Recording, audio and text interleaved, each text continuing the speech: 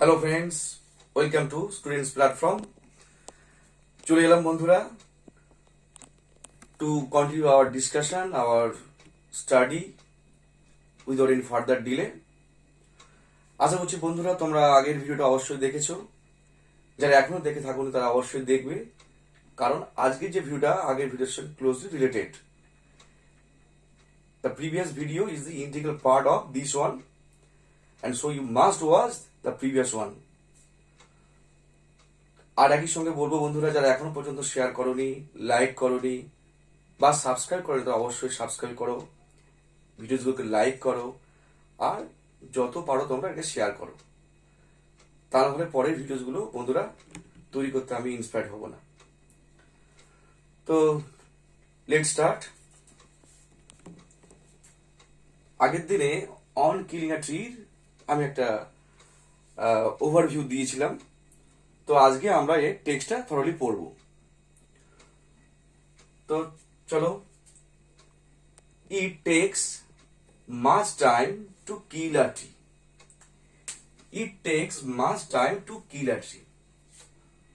তো তার মানে আমরা কি বুঝছি, যে একটা গাছকে হত্যা করতে ইট টেক্স, এটা নেয়, মাচ টাইম অনেক সময়, টু কিল হত্যা করতে, কাকে? আ ট্রি, একটা গাছকে। কি দেখছি আমরা, যে একটা গাছকে হত্যা করতে, একটা গাছকে ডিস্ট্রয় করতে বা ডিমোলিশ করতে অনেক সময় লাগে। তার মানে কি, to kill a tree is not an easy task, it is a strenuous task, it is a laborious task. তাহলে এটা অত্যন্ত শ্রমসাধ্য কাজ, এটা অত্যন্ত পরিশ্রম সাধ্য কাজ, এটা ক্ষণিকের কাজ নয়। এটা গাছকে মারতে অনেক সময় লাগে। Much time refers to a great deal of time, huge time, অনেকটা সময় লাগে। একইভাবে দেখো বন্ধুরা, এই যে একটা গাছকে মারতে, একটা গাছকে হত্যা করতে যে অনেক সময় লাগে, তো যদি কম্পারেটিভলি আমরা কি বলি, আমরা যে to kill a man, a human being, তো তাহলে আমরা কি দেখবো, যে it will be an easy task. তো গাছের ক্ষেত্রে এটা অত্যন্ত পরিশ্রম সাধ্য কাজ, সময় সাধ্য কাজ, কিন্তু মানুষের ক্ষেত্রে এটা অত্যন্ত সহজ কাজ। তার মানে আমরা কি দেখছি, যে a tree has much defensive power, a tree has much tolerance, a tree has much resilience. তাহলে গাছের কি রয়েছে, প্রতিরোধ ক্ষমতা অনেক বেশি মানুষের থেকে। তো সেই কারণে একটা গাছকে মারতে অনেক সময় লাগে। আর একইভাবে আমরা বলতে পারি যে এখানে ট্রিটাকে আমরা সিম্বলিক্যালি বা মেটাফরিক্যালি আমরা একে কম্পেয়ার করতে পারি কার সাথে? Jesus Christ. তো জিসাস ক্রাইস্ট যেমন ভাবে ক্রাইস্ট কি করেছিলেন না, when Jesus Christ was crucified, তাহলে at that time he did not die instantly. যখন তাকে আমরা ক্রুশবিদ্ধ করলাম, আমরা অর্থাৎ মানুষেরা, তো তখন কি তিনি সঙ্গে সঙ্গে মারা গেলেন? না, তিনি অনেক সহ্য করেছেন, অনেক কষ্ট পেয়েছেন, তো তারপরে তিনি মারা গেলেন। তো একইভাবে একটা গাছকে হত্যার মধ্য দিয়ে যে এই যে একটা যে infliction of severe torture on the part of human beings, অর্থাৎ আমরা গাছকে যে কতটা নির্মমভাবে, কতটা নিষ্ঠুরভাবে, কত কষ্ট দিয়ে হত্যা করি, সেটাও এর মধ্যে দিয়ে তুলে ধরা হচ্ছে। বেশ, দেখো এখানে যে ইটটা পাচ্ছি আমরা, ইটটা যা শুধু সেন্টেন্সটাকে শুরু করার জন্য, এটা হচ্ছে অ্যান্টিসিপেটরি ইট। তো এর কোনো ফাংশন নেই, শুধু বাক্যটাকে আমার তৈরি করার জন্য ইটটা ব্যবহার করা হয়েছে। Next, not a simple jab of the knife will do it, not a simple jab of the knife will do it. দেখো নটটা দিয়ে আমার বাক্যটা শুরু হচ্ছে। অ্যাকচুয়ালি এটা হওয়া, যদি আমাকে প্রয়োজনে করি, তাহলে আমরা কি বলতে পারি, যে a simple jab of the knife will not do it, a simple jab of the knife will not do it. তো তাহলে এটা প্রয়োজনে করলে এটা হতো, কিন্তু আমরা আগে নটটাকে বসালাম। তো নটটা বেসিক্যালি এটা হচ্ছে কি অ্যাডভার্ব নেগেশন।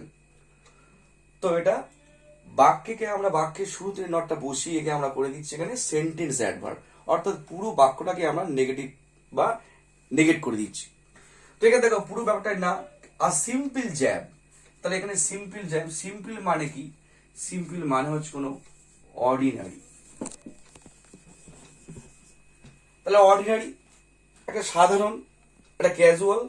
আর জ্যাব মানে হচ্ছে কি a sudden or an abrupt blow, আঘাত। তাহলে কোনো হঠাৎ কোনো আঘাত, তো সেটাই হচ্ছে জ্যাব। তাহলে আমরা কি দেখছি, a simple jab of the knife. তাহলে একটা কোনো সাধারণ আঘাত কি করতে পারে না, অফ দ্য নাইফ, কার আঘাত, অফ দ্য নাইফ, নাইফটা ছুরি। তো দেখো বন্ধুরা, যে আমরা একটা গাছকে হত্যা করতে কি ছুরি ব্যবহার করি? এখানে আমরা ট্রি বলেছি, তাহলে ট্রি মানে কি, এটা একটা ম্যাচিওরিটি বুঝিয়েছি। অর্থাৎ এটা কোনো স্যাপলিং বা কোনো প্ল্যান্ট নয়, কোনো চারা গাছ নয় যে আমরা একটা ছুরি দিয়ে কাটতে পারবো। তাহলে একটা ট্রি বুঝিয়েছে। তো তাহলে এখানে যে নাইফটা, এটা সিম্বলিক্যাল ওয়ার্ড। তাহলে এখানে নাইফটা অর্থাৎ ছুরি অর্থে এটা ব্যবহার হবে না। Knife here symbolically refers to any deadly weapon, অর্থাৎ যে কোনো একটা ভয়ানক অস্ত্র, that is generally use to cut a tree. গাছকে হত্যা করতে, গাছকে কাটতে আমরা যেগুলো সাধারণত ব্যবহার করি, সেই ধরনের কিছু অস্ত্র এখানে নাইফটার দ্বারা বোঝানো হয়েছে। যেমন কোনো করাত দিয়ে আমরা ব্যবহার করি, এক্স কোনো কুঠার ব্যবহার করি, বা কোনো চপার, কাঠের জাতীয় কিছু বা টাঙ্গি জাতীয় কিছু আমরা ব্যবহার করি। তো এটা নাইফ অর্থে সেটাই বুঝিয়েছি। এবারে উইল ডু ইট, তাহলে উইল ডু ইট, আর এখানে নট ছিল প্রথমে, তার মানে কি এটা করতে পারবে না। তাহলে এখানে ইটটা কি, তাহলে ইট refers two killing of a tree. তাহলে এখানে কিলিং অফ এ বা অফ দ্য ট্রি, তাহলে গাছকে হত্যাটা বুঝিয়েছে। ইট মানে এখানে হত্যাটা।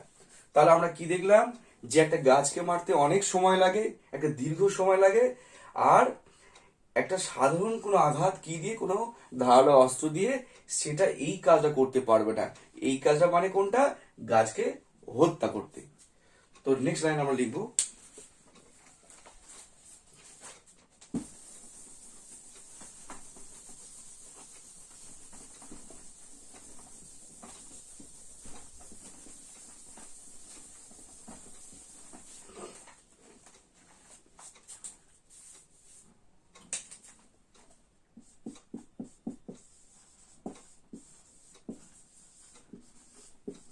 it has grown slowly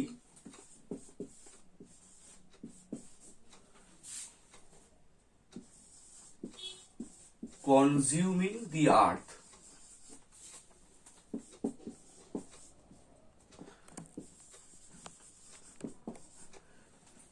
It has grown slowly consuming the earth.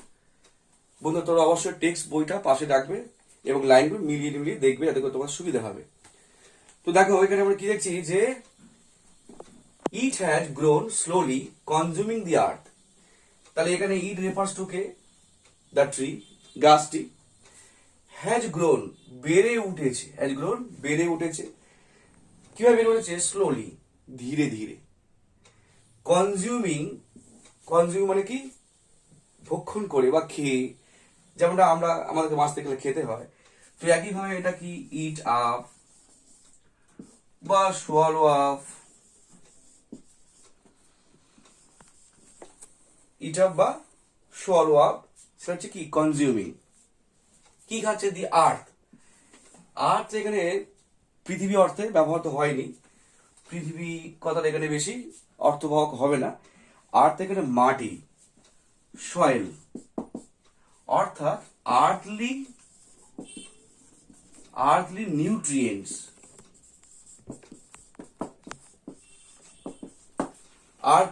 অর্থাৎ কি, পার্থিব বা রসদ, বা মাটি যে সমস্ত রসদ গুলো, অর্থাৎ যে মিনারেলস, যেগুলো গাছ খেয়ে বেঁচে থাকে আর কি। তো দেখো আমি, ইট হ্যাজ গ্রোন স্লোলি, তাহলে গাছটি বেড়ে উঠেছে কিভাবে, ধীরে ধীরে। তাহলে আর tree has a slow growth just like we have slow growth. তাহলে আমাদের যেমন আমাদের বৃদ্ধি খুব ধীর গতিতে হয়।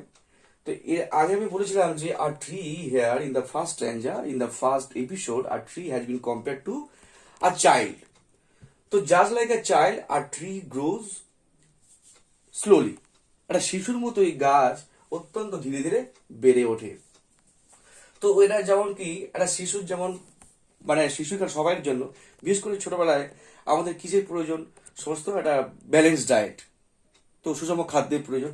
একইভাবে দ্য ফান্ডামেন্টাল যে food or the fundamental condition of a tree, সেটা কি তা থাকবে, তার মধ্যে একটা হচ্ছে কি সয়েল অর আর্থলি নিউট্রিয়েন্টস।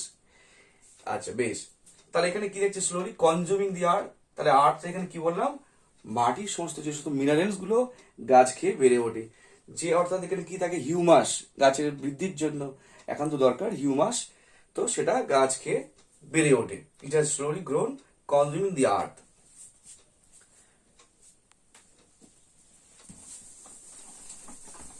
তো তাহলে আমরা দেখলাম যে to kill a tree is not an easy task, or to kill a tree is not a very easy or quick task. So why? Because a tree has much defensive power, and its power has been provided it by its nutrients, by consuming nutrients. তো একে যে পাওয়ারটা দিয়েছে, যেমন আমরা এই যে আমাদের যে শারীরিক যে একটা প্রতিরোধ ক্ষমতা রয়েছে সেটা আমাদের কে দেয়, আমাদের খাদ্য দেয়। এই এখন আমাদের যে প্যান্ডেমিক সিচুয়েশনে যারা করোনা আক্রান্ত অনেকেই হচ্ছে, বা যারা আমাদের অনেকেই প্রাণ হারিয়েছেন, এটা অত্যন্ত দুঃখের বিষয়। তো সেক্ষেত্রে আমরা কি দিই, যাদের শরীরে প্রতিরোধ ক্ষমতা কম তারা সহজেই এই রোগে আক্রান্ত এবং হয়তো মারাও যাচ্ছেন। তো যারা স্বাভাবিকভাবে অত্যন্ত সবল, তো তারা হ্যাঁ এই রোগের সঙ্গে লড়াই করতে পারছে। তো একইভাবে গাছের ক্ষেত্রেও তাই, হ্যাঁ গাছ এই যে মানুষের যে এই অত্যাচারকে সহ্য করছে আর কি। এবার দেখো rising out of it, rising out of it, rising out of it.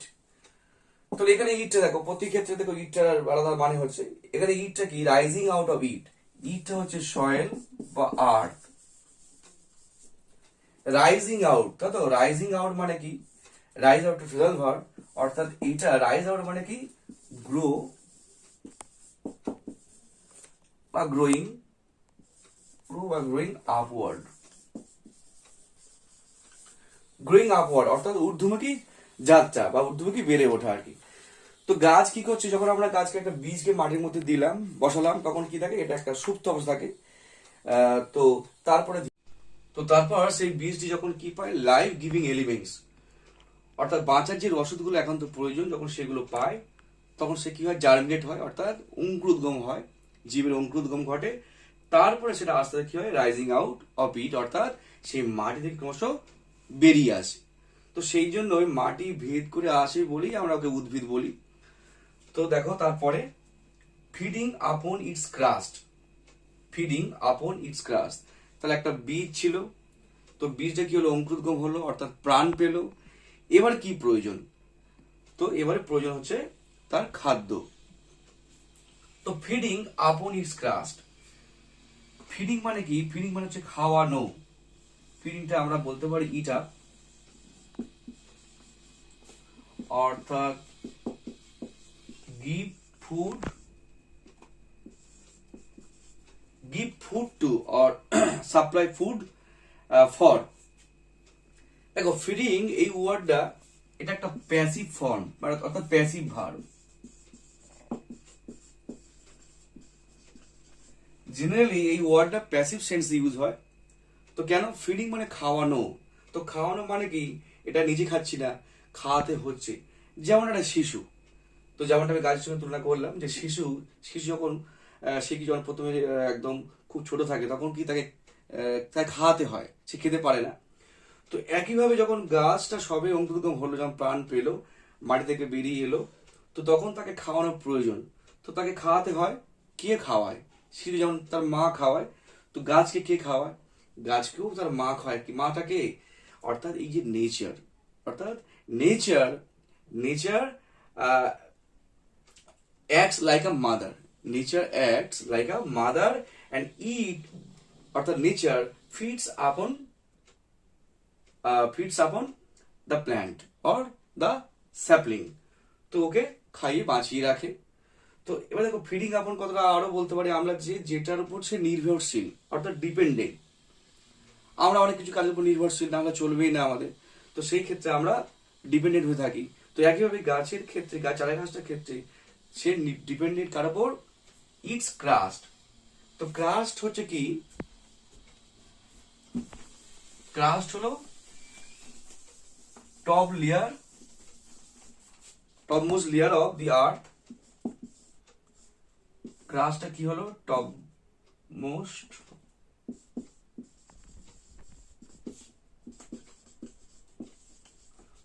layer or outer layer of the earth। অর্থাৎ ক্রাস্ট হলো টপমোস্ট লেয়ার অথবা outer layer of the earth. তাহলে মাটি যে সব থেকে যে বাহ্যিক অংশটা বা উপরের অংশটা, সেটা হলো ক্রাস্ট। অর্থাৎ যেখানে আমরা ঘরবাড়ি করি বা আমরা গাছপালা বসাই, সেটা হচ্ছে ক্রাস্ট। ক্রাস্ট করার জন্য আমরা জানি যে মাটিকে আমাদের সাধারণত 3টে পার্টে ভাগ করা যায়, ক্রাস্ট, ম্যান্টেল আর কোর।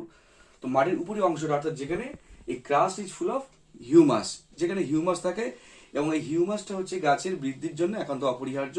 হ্যাঁ, তো সেই চারা গাছটা কি খেয়ে বাঁচছে, তাহলে ইটস ক্রাস্ট, অর্থাৎ মাটি সে সমস্ত হিউমাস খেয়ে বাঁচছে আর কি।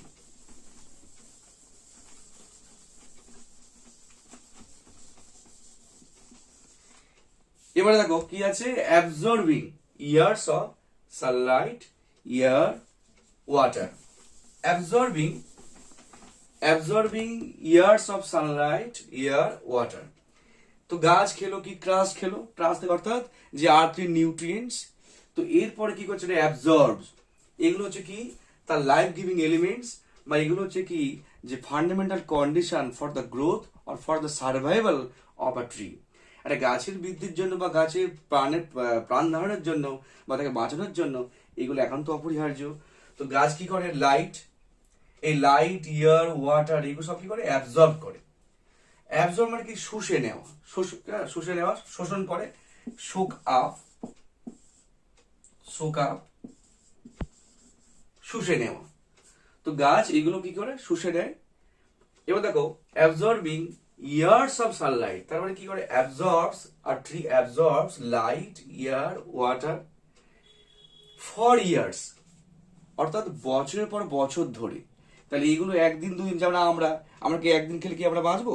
আমাদের কি যেমন যতদিন বাঁচ ততদিন খেতে হয়, একইভাবে একটা গাছের ক্ষেত্র ঠিক তাই, বছরের পর বছর ধরে এইগুলোকে ও অ্যাবজর্ব করে, শুষে নেয়।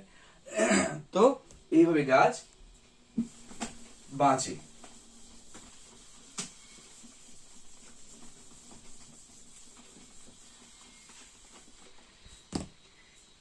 এবারে, and out of its leprous height, and out of its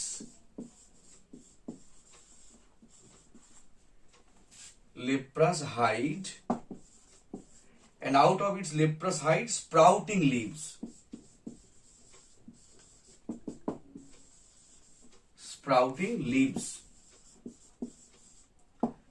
দেখো কি লিখছি আমরা, and out of its leprous height, ইট অর্থাৎ out of its leprous height, তো এখানে ইটস কার, ইটস হচ্ছে আর ট্রি ইটসেলফ, গাছ। তো হচ্ছে লেপ্রাস হাইট আছে। প্রথমে আমি লেপ্রাস হাইটটা বোঝাই। দেখো, the word leprous has come or has been coined from the word leprosy। এই ওয়ার্ডটা এসছে লেপ্রোসি থেকে। লেপ্রোসি মানে হচ্ছে কুষ্ঠ রোগ। তো কুষ্ঠ রোগটা আমরা এখনো হয়তো অনেকেই জানি না। তো আগে এটা অত্যন্ত একটা ভয়ানক রোগ ছিল, এবং এর জন্য আমরা অত্যন্ত অমানবিক আচরণ করতাম কুষ্ঠ রোগীর সাথে। যাই হোক, তো এই যে লেপ্রাস হাইট, অর্থাৎ হাইটটা হচ্ছে স্কিন, চামড়া। Generally it is associated with skin of beast, অর্থাৎ পশুর ক্ষেত্রে স্কিন অফ বিস্ট, পশুর চামড়া ক্ষেত্রে আমরা হাইটটা বলি। আচ্ছা, এখানে যেটা বোঝায়, তাহলে লেপ্রাস এখানে কুষ্ঠরোগ, অর্থাৎ কি লেপ্রোসি বললাম, when a patient gets afflicted with the disease leprosy, যখন সে কোনো রোগী কুষ্ঠ রোগে আক্রান্ত হয়, তখন তার স্কিনটা যেমনটা রং হয় আর কি, অর্থাৎ একটু ধূসর বর্ণের হয়ে যায় বা একটু পান্ডুল বর্ণের হয়ে যায়। তো গাছের ক্ষেত্রে আমরা এর কালারটা, এই লেপ্রাস অর্থাৎ ওর যে কালারটা সেটাকে আমরা এখানে বুঝছি। আর হাইটটা হচ্ছে এখানে কি ট্রি বার্ক, গাছের যে ছাল। তো এখানে স্কিন অর্থাৎ গাছের যে বার্ক, ট্রি বার্ক, গাছের ছাল বা গাছের বাকল বলি আমরা। তো গাছের যে ছালটা আমরা কেমন তার রংটা দেখছি আমরা লেপ্রাস। লেপ্রাস অর্থাৎ কেমন এখানে লেপ্রাস হেয়ার। তাহলে এখানে লেপ্রাসটা সিগনিফাইজ অর ডিনোটস, কি ডিনোটস করছে, এটা হচ্ছে একটা রাফ বা আনইভেন মার্কড ডিসকালার্ড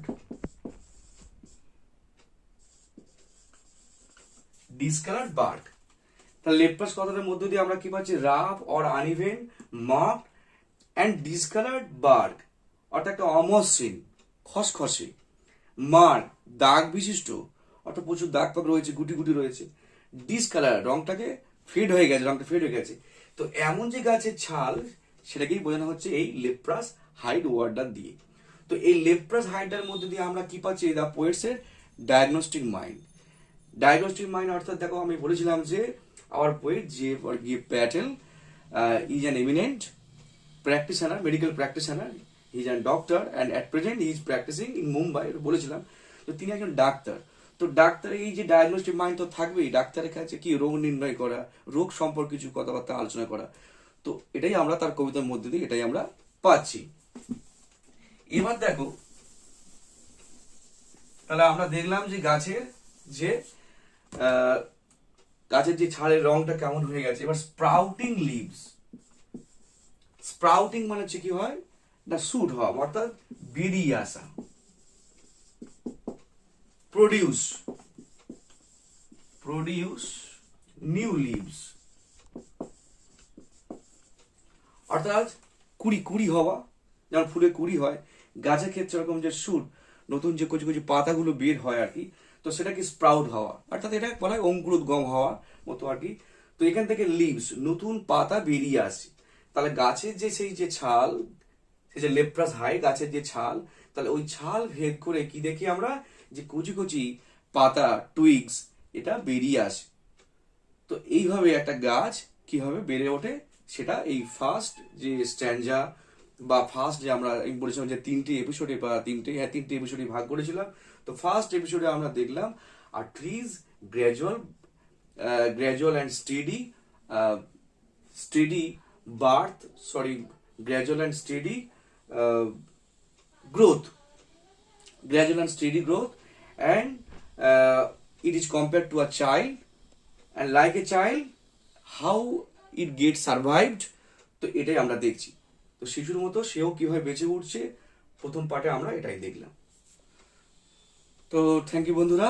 এর পরের যে পার্টটা বা সেকেন্ড এপিসোডটা আমরা আবার নেক্সট ভিডিওতে পাবো। তো গুড বাই বন্ধুরা।